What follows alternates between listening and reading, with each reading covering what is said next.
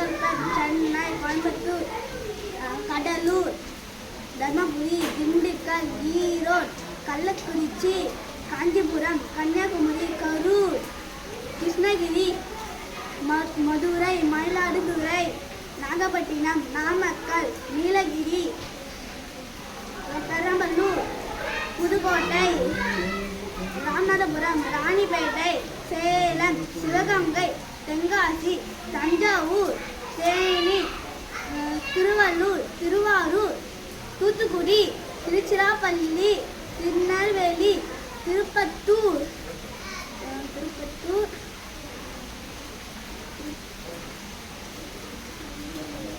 Tiruppur, Tiruvannamalai, Vellore, Villupuram,